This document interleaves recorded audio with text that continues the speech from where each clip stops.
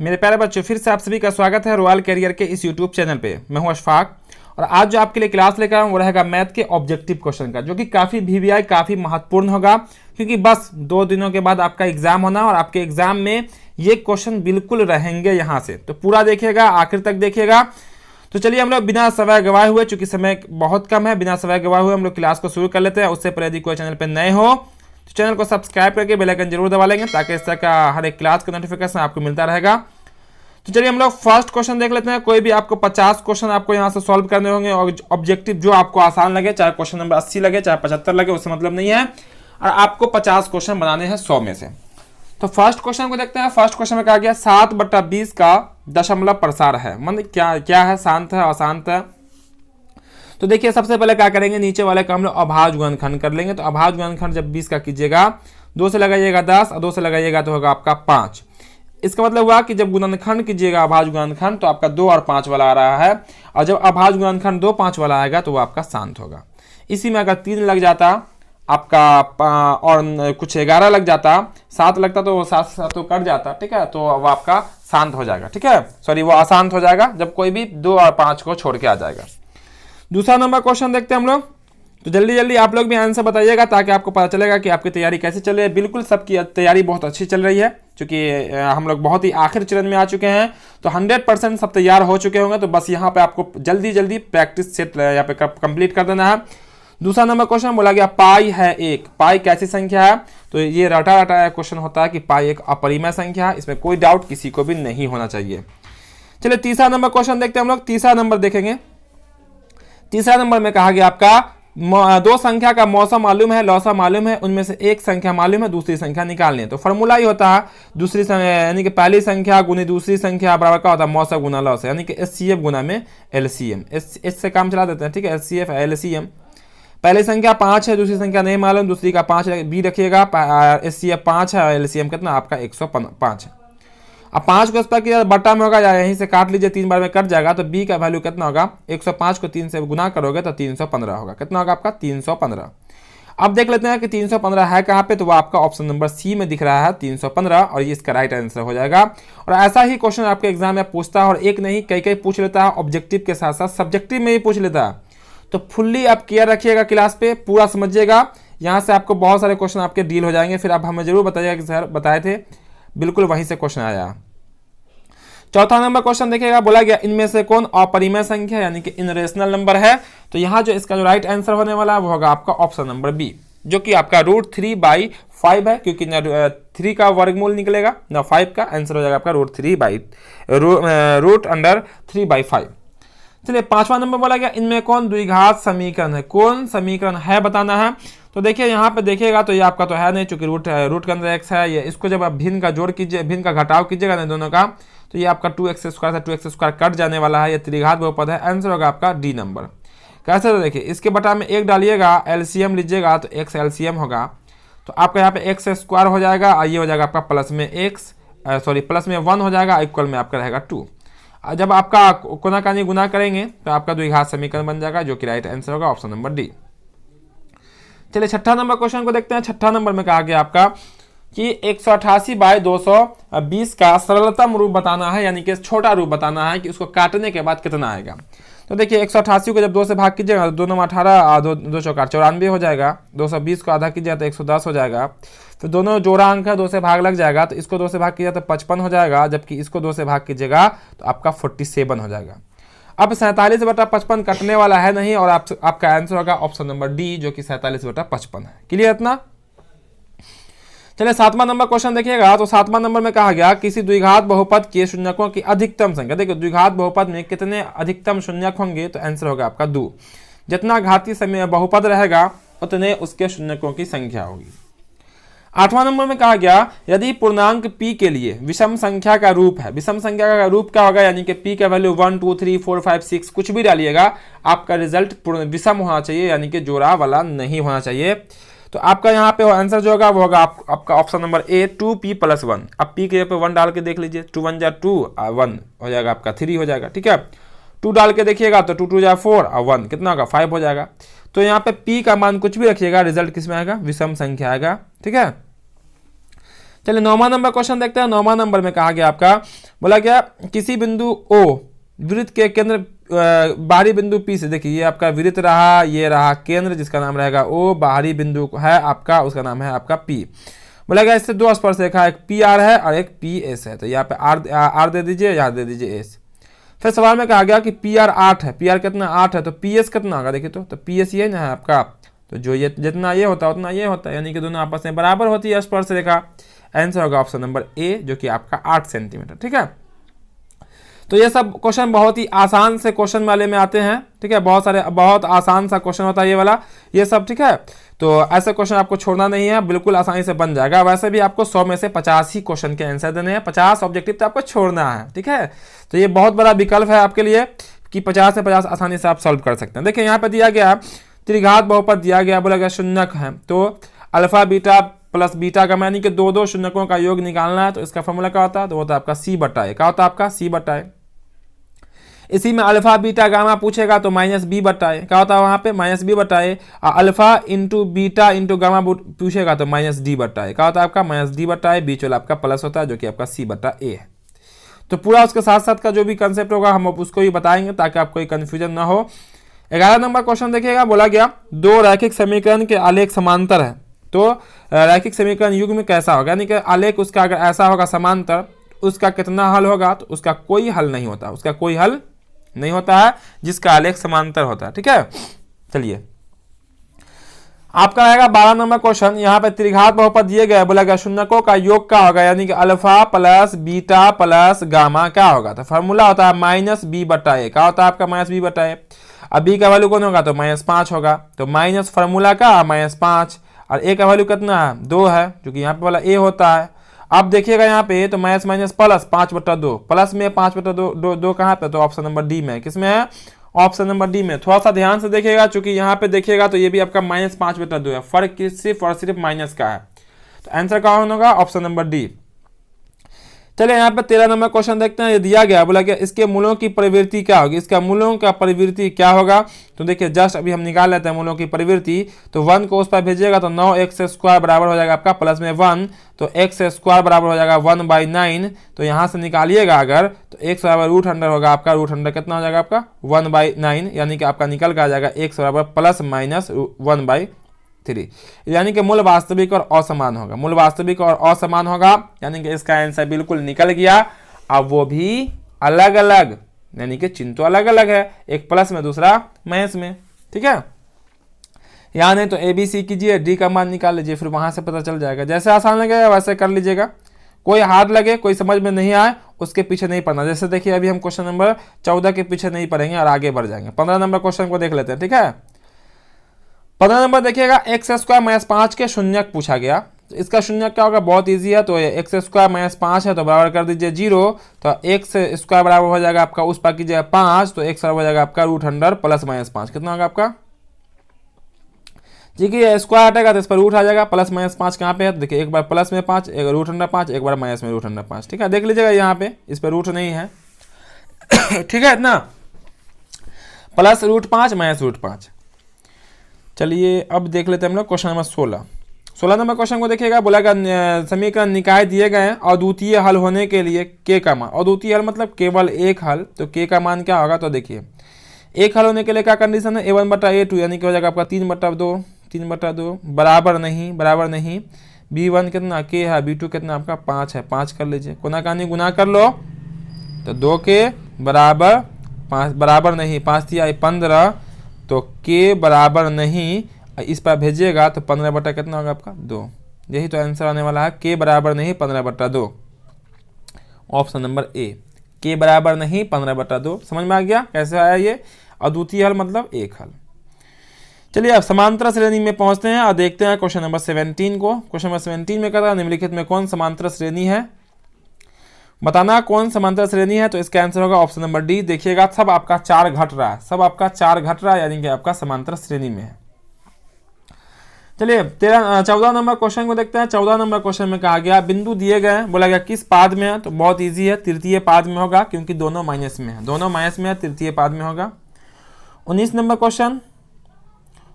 Question में देखिएगा यहाँ पे 19 में बोला गया किसी समांतर श्रेणी के लिए निम्नलिखित में कौन सा सूत्र सही है। आंसर क्या होगा, एन एस एन बराबर एन बाई टू बड़ी bracket 2a plus n minus 1 into 2, ये वाला आपका आंसर सही होगा, क्योंकि यहाँ पे जो फॉर्मूला होता है वो होता है आपका n into n plus 1 by two. क्या होता है, n into n plus 1 by two, ये होता है लगातार संख्या का योग निकालने का फॉर्मूला, लेकिन यहाँ पर 2 दिख रहा है। क्या दिख रहा है, 2, जो कि आपका रॉन्ग। चलिए 20वां नंबर क्वेश्चन, 20वां का आगे आपका विवेचक निकालने का, विवेचक यानी कि डी का मान। तो डी बराबर फॉर्मूला का होता है बी स्क्वायर। अब बी का वैल्यू कौन है, देखिए तो यहाँ पे ए है तो ए स्क्वायर माइनस 4, ए का वैल्यू कौन है, बी है सी, यानी कि देखिए बी स्क्वायर सॉरी ए स्क्वायर माइनस 4bc, ए स्क्वायर माइनस 4bc किस में है, तो ये है आपका ऑप्शन नंबर बी में। किस में है, ऑप्शन नंबर बी इसका राइट आंसर होगा, क्योंकि यहाँ पे ए बी सी में चेंजिंग है, ए की जगह पे बी है, बी की जगह पे ए है। चलिए आगे देखते हैं हम लोग 21वां नंबर क्वेश्चन। यहाँ बोला गया 21 में त्रिभुज का क्षेत्रफल निकाला है जबकि शीर्ष दिए गए। देखिएगा शीर्ष कैसे निकालेंगे, बहुत ईजी है। -4,0 कर लीजिए इसको, यह कर लीजिए 0,3, ये हो जाएगा आपका 0,0।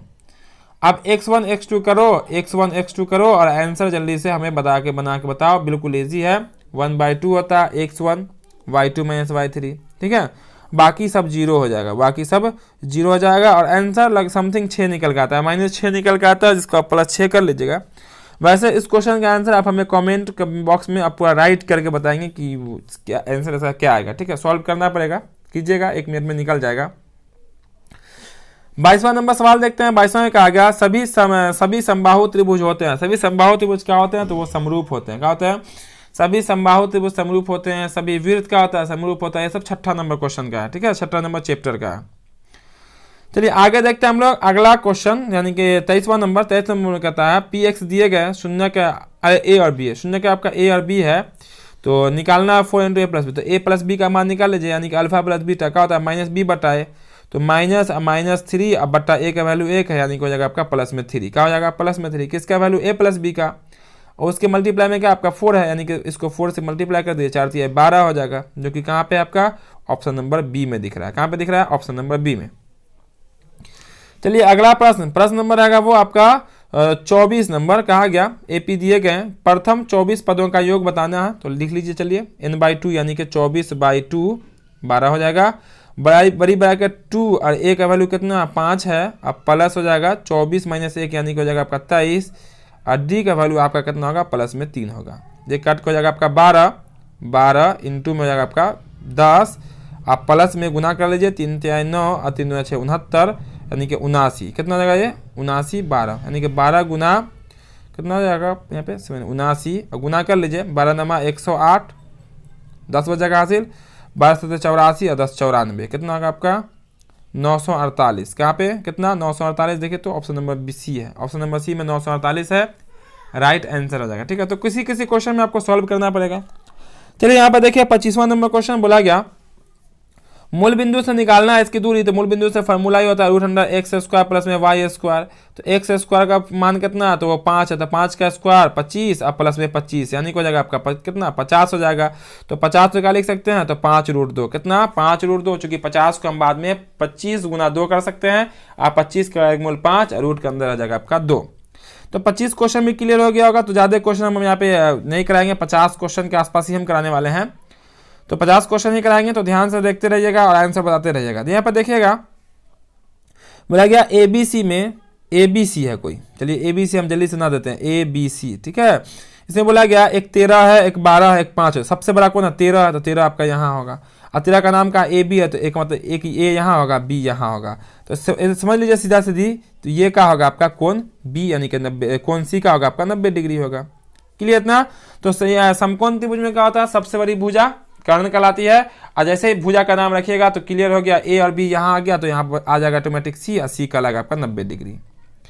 चलिए 27 नंबर बोला गया कोटि कौन होगा, -10 आंसर हो जाएगा, क्योंकि y वाले को कोटि कहेंगे, x वाले को भुज कहेंगे। याद रखिएगा, बिल्कुल नॉर्मल क्वेश्चन है, और ऐसा क्वेश्चन कतई भी आपकी गलत नहीं होनी चाहिए, ठीक है। बिल्कुल ईजी क्वेश्चन है, बिल्कुल ईजी से ये सब बन जाएगा।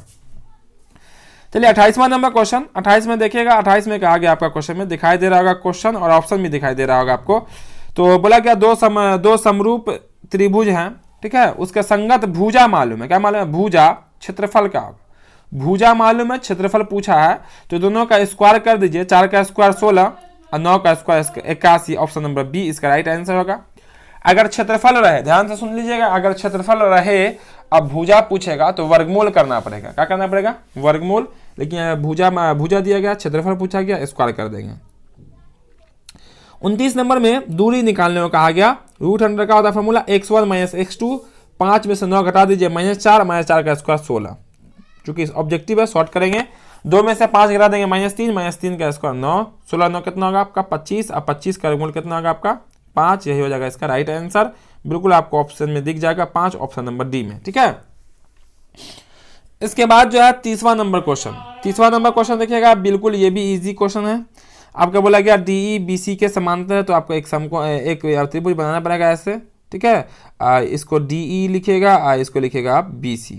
जैसा कि आपको पता होगा, इसको कहते हैं हम लोग थेल्सपरी में समांतर दिया होता है। तो अब सबका वैल्यू दिया गया, लेकिन AC का 15 है। AC कितना आपका 15 है, तो ऊपर में चलिए AC को हम ऊपर वाले को मान लेते हैं। अगर x सपोज x मान लेते हैं, तो नीचे वाला आपको हो जाएगा 15 माइनस x। कितना होगा आपका 15 माइनस x, यानी कि हो जाएगा आपका 3/4 बराबर ऊपर वाले को x मानते हैं, तो नीचे वाला आपका 15/x।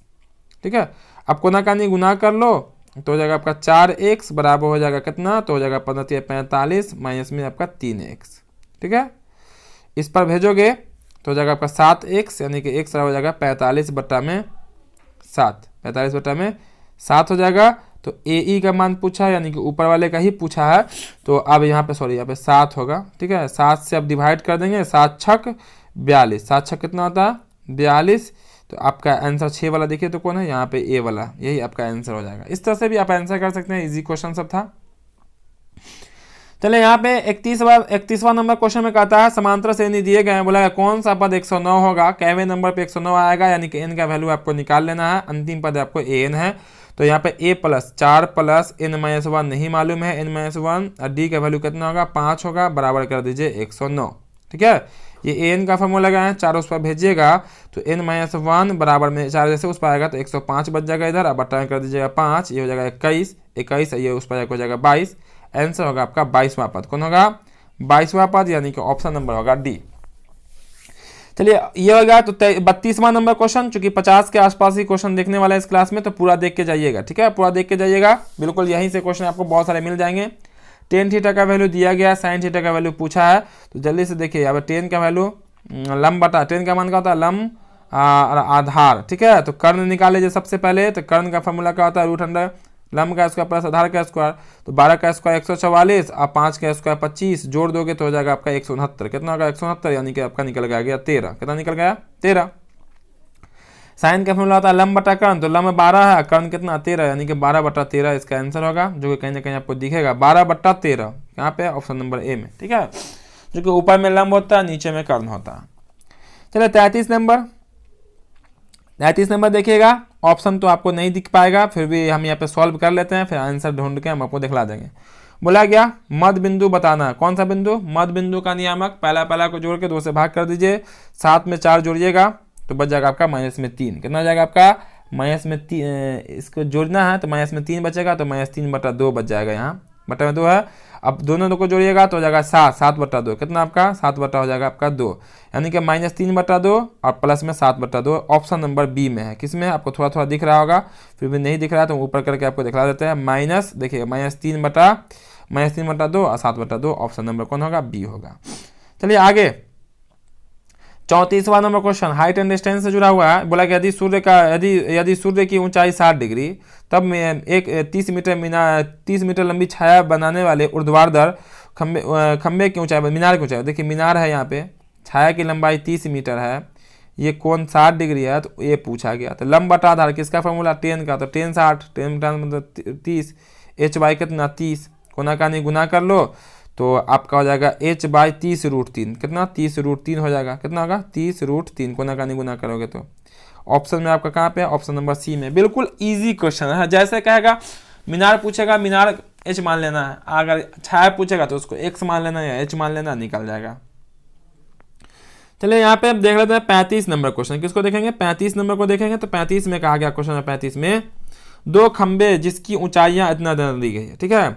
समतल भूमि पे खंबे के बीच की दूरी कितना 12 मीटर, तो उसके ऊपरी सिरे के देखिए एक खंबा यहाँ है, एक खंबा आपका यहाँ है, और दोनों का बोला गया निचला बीच की दूरी कितनी है, तो बोला गया 12 मीटर है, ठीक है, 12 मीटर है। एक चीज़ ध्यान रखिएगा, एक खम्मा छोटा एक खम्मा बड़ा कर दे कीजिएगा, क्योंकि मान लीजिए 6 मीटर वाला खम्मा है, 11 मीटर वाला है। अब बोला गया उन दोनों खंबे की ऊपरी सिरे की लंबाई कितनी होगी, यानी कि ये दोनों कितनी होगी। इसका मतलब क्या हुआ कि ऐसे मिला दीजिए, ये आपका 12 हो जाएगा, इतना 6 तो ऊपर हो जाएगा आपका 5, कितना होगा 6 5 तो 11 होगा पूरा, ये वाला आपका 6 का लगा, टोटल आपका 11 है। अब ये निकालना पड़ेगा कर्ण, यानी कि 12, यानी कर्ण निकाले, अब जस्ट निकाले हैं 12 5 का जब आधार लंबा है कर्ण निकलेगा तो आएगा √169, यानी कि 13 मीटर, कितना 13 मीटर। तो इस तरह से भी क्वेश्चन पूछे जाते हैं, जो कि इजी क्वेश्चन में ही आता है। चलिए 36 नंबर क्वेश्चन, जस्ट अभी हम बताए हैं आपको, यहाँ पे क्षेत्रफल का अनुपात है, किसका अनुपात है, क्षेत्रफल का अनुपात है। त्रिज्या पूछा गया, दोनों का वर्गमूल कीजिएगा, पहले 9 है तो 9 का वर्गमूल 3, अनुपात कितना, बाद में 1 है तो 1। देखिएगा यहाँ पे थोड़ा सा, यहाँ पे बस वही है, आगे पीछे किया हुआ, तो कन्फ्यूजन मन में नहीं आना चाहिए, पहले वाला का पहले, बाद वाला का बाद में, ठीक है। अब वृत्त की परिधि से अगर त्रिज्या पूछेगा तो जो होता है वही रहता है, उसमें कोई चेंजिंग नहीं होता परिधि से, ठीक है। क्षेत्रफल से वर्गमूल होता है और त्रिज्या से क्षेत्रफल का अनुपात कीजिएगा तो आपका वर्ग करना पड़ेगा। चलिए 37 नंबर क्वेश्चन, 37 में कहा गया आपका बहुलक। तो ध्यान से देखिएगा, तो बहुलक जो होगा वो आपका 2 होने वाला, कौन होने वाला 2, चूंकि 2 आपका 3 टाइम्स आया, देखिए 3 बार 2 आया, 3 का आपका 2 बार है, ठीक है। बहुलक कौन होगा आपका 2 होगा। चलिए आगे 38 नंबर क्वेश्चन, 38 में कहा गया एक घनाभ की लंबाई चौड़ाई ऊंचाई दी गई है, तो इसका आयतन, तो घनाभ का आयतन का फॉर्मूला ही होता है लंबाई गुना चौड़ाई गुना ऊंचाई। अब तीनों को आप गुना कर लीजिए, यानी कि 15 गुना में 4.5 और गुना में आपका कितना होगा, तो वो होगा आपका 12, ठीक है, जैसे गुना करना हो। अब गुना कर लीजिए तो आपका आंसर निकल के आ जाएगा फाइनल, सबको गुना कर लीजिए और दशमलव बैठा दीजिएगा एक अंक के बाद, वो आ जाएगा आपका आंसर, ठीक है। तो आप लोग गुना करके बताइएगा इसका आंसर, कि इसका आंसर कौन वाला होगा, ABCD में से कौन होगा, तीनों को गुना कर दीजिएगा, घनाभ का आयतन आपका निकल जाएगा। चलिए आगे, थीटा कोण वाले त्रिज्याखंड का क्षेत्रफल का होता है, फॉर्मूला बताइए, थीटा बटा 360 पाई आर स्क्वायर, क्या होता है थीटा बटा 360 पाई आर स्क्वायर, ऐसा कहीं पे नहीं दिख रहा है, थीटा बटा 360 पाई आर स्क्वायर, आंसर होगा ऑप्शन नंबर डी, थीटा बटा 720 2 पाई आर स्क्वायर। चूंकि 2 से ये काटिएगा, अगर ये 360 बार में कट जाएगा, यानी कि बढ़ा दिया दोनों को। उसके बाद इस क्वेश्चन को देखिएगा, इस क्वेश्चन को निकालेगा, दोनों आपका सेम टू सेम है, ठीक है, दोनों आपका सेम टू सेम है। इसका आंसर बताइए, इसका आंसर निकालिएगा, सेम टू सेम तो होना चाहिए, यहाँ पे प्लस कीजिए, ठीक है, इसको प्लस कीजिए, तो a plus b into minus b, यानी कि a स्क्वायर माइनस में b स्क्वायर, यानी कि 1 स्क्वायर, ये क्या हो जाएगा आपका कॉस स्क्वायर, क्या हो जाएगा आपका कॉस स्क्वायर थीटा, 1 माइनस में साइन स्क्वायर क्या होता है कॉस स्क्वायर, और आंसर होगा ऑप्शन नंबर बी, क्या होगा आपका ऑप्शन नंबर बी में, चाहे किसी को प्लस कर लीजिए, मिस प्रिंट है यहाँ पे। चलिए आगे देखते हैं 41 नंबर, बोला गया 41 में कि इसका जो है ना 110 से 130 का वर्ग चिन्ह, तो वर्ग चिन्ह कैसे निकलता है, तो दोनों वर्ग अंतराल को जोड़ के 2 से भाग कर दीजिए, दोनों को जोड़िएगा तो 0 2 3 1 4 और 2 240 हो जाएगा, दोनों को जोड़ने पे कितना होगा आपका 240, उसको 2 से भाग कर 2 2 2 2 4 120, कितना होगा आपका 120 आ जाएगा, ऑप्शन नंबर डी। वर्ग चिन्ह कैसा निकलता है, वर्ग अंतराल को जोड़ के, जिसको हम लोग एक्स कहते हैं, क्या बोलते हैं एक्स कहते हैं, तो दोनों वर्ग अंतराल को जोड़ के 2 से भाग करते हैं। चलिए यहाँ पे 42 नंबर क्वेश्चन, 42 में इसको जब सॉल्व कीजिएगा, बहुत इजी क्वेश्चन है, हमेशा एक आता है, क्या आता है एक को बदलिएगा, एक को छोड़ दीजिएगा, ये आपस में आपका कट जाएगा और आंसर देके जाएगा 1। चलिए प्रायिकता का क्वेश्चन देख लेते हैं। प्रायिकता में कहा गया एक पासे को फेंकने पर सम संख्या आने की क्या प्रायिकता, ध्यान दीजिएगा, पासा में 3 सम होता है, 3 विषम होता है, तो टोटल कितने होते हैं पासे में, परिणाम 6 होते हैं, तो 3 सम है तो 3 ऊपर, जिसका पूछेगा वो ऊपर, टोटल का होता है नीचे, सब्जेक्टिव में भी बन जाता आपका 1/2 आंसर हो जाएगा, सब्जेक्टिव में भी हो सकता है ये क्वेश्चन, ठीक है, 1/2 यानी कि ऑप्शन नंबर बी हो जाएगा। अब यहाँ पे हम देखिए, यहाँ पे क्या करते हैं कि इसको छोड़ देते हैं 44 नंबर क्वेश्चन को। अब 45 देख लेते हैं, 45 का जो आंसर होने वाला है, तो यहाँ पे बिल्कुल इजी है, यहाँ पे थोड़ा सा अटकाने के लिए कभी कभी 10 को पहले लिखता है, सेक स्क्वायर से ही फॉर्मूला स्टार्ट होता है, सेक स्क्वायर माइनस में 10 स्क्वायर, दोनों में 5 कॉमन ले लीजिएगा तो आंसर होगा आपका 5, क्योंकि 5 और ये जो फॉर्मूला होता है सेक स्क्वायर माइनस 10 स्क्वायर का वो 1 होता है, कॉमन लेने के बाद 5 कहीं 5 हो जाएगा, ठीक है। उसके बाद देखिएगा यहाँ पे, तो उसमें 46 नंबर क्वेश्चन में कहा गया आपका कि एक निश्चित घटना की प्रायिकता, निश्चित घटना की प्रायिकता हमेशा 1 होती है, याद रखिएगा, और अनिश्चित घटना की प्रायिकता 0 होती है। प्रायिकता का जो वैल्यू होता है वो 0 या 0 से लेकर 1 या 1 से छोटा तक होता है। ठीक है, इसको याद रखिएगा प्रायिकता का वैल्यू। 47 नंबर क्वेश्चन, 47 में कहा गया cos 30 बराबर होता है। cos 30 का वैल्यू किसके बराबर होगा? ऑटोमेटिक है, ये sin 60 के बराबर होगा। किसके बराबर होगा? sin 60 के बराबर। और ये जो होता है वो होता है आपका √3/2। कितना होता है? √3/2। चलिए यहाँ पे देख लेते हैं हम लोग 48 नंबर। 48 नंबर में कहा गया निम्नलिखित में केंद्रीय प्रवृत्ति की माप नहीं है। कौन केंद्रीय प्रवृत्ति की माप नहीं है? वो होगा आपका मानक विचलन। कौन होगा? मानक विचलन आपकी केंद्रीय प्रवृत्ति की माप नहीं होती है। चलिए 49 नंबर क्वेश्चन थोड़ा ध्यान से देखिएगा तो आपको आंसर क्लियर होगा। 49 नंबर क्वेश्चन में क्या कहा गया? बहुत सारे स्टूडेंट 1 कर लेंगे, जो कि आपका आंसर गलत हो जाएगा। क्यों? क्योंकि साइन यहाँ पे 2 बार है, साइन पे स्क्वायर है, तो एक साइन थीटा और गुना में हो जाएगा आपका साइन थीटा। क्या हो जाएगा? साइन थीटा इंटू में जाएगा आपका कॉस थीटा। ठीक है, कॉसेक थीटा। अब यहाँ पे साइन थीटा और कॉसेक थीटा मिलकर हो जाएगा 1 और आगे लगा हुआ आपको साइन पहले से, साइन को 1 से गुना करेंगे तो इसका आंसर साइन आएगा। क्या आएगा? साइन आएगा। ये 1 कब होगा? जब 1 टाइम्स साइन रहे, 1 टाइम कॉसेक रहेगा, गुना में रहेगा तो इसका आंसर 1 होता है, चूंकि ये फॉर्मूला होता है। चलिए 50वां नंबर बोला गया दो प्रतिच्छेदी वृत्तों की उभनिष्ठ स्पर्श रेखाओं की संख्या। 2 प्रतिच्छेदी होंगे तो उसके जो 2 प्रतिच्छेदी वृत्त होंगे, जैसे हम लोग ऐसे प्रतिच्छेदी वृत्त खींचे तो इसमें जो स्पर्श रेखा खींचेंगे वो कहाँ होगा? एक यहाँ से जाएगा और एक यहाँ से जाएगा, यानी कि आपका जो आंसर होगा वो होगा आपका 2। इतना क्लियर है? चलिए क्लियर है तो बस हम लोग आगे देख लेते हैं अगला प्रश्न। प्रश्न नंबर 51 को देखते हैं। 51 में कहा गया अल्फा बीटा इक्वल में 45, यानी कि अल्फा का वैल्यू 45, बीटा का वैल्यू 45। तो 45 कितना होगा? 90 हो जाएगा, 90 हो जाएगा। तो अब हो जाएगा sin 90। sin 90 का वैल्यू कितना होता है? तो होता है 1। बहुत ईजी क्वेश्चन है, कोई क्वेश्चन में सॉल्यूशन नहीं है। ऐसे ही क्वेश्चन आपके एग्जाम में पूछेंगे जिसमें कोई सॉल्यूशन नहीं रहेगा। जिसको सॉल्व करने वाला होगा वैसे क्वेश्चन को आप छोड़ के आगे जा सकते हैं। ठीक है, आगे जा सकते हैं। पूरा आपका बिना सॉल्व किए हुए क्वेश्चन को हम लोग आंसर बना लेंगे। बिल्कुल इजी, 50 तो रहे, बनाना ही है।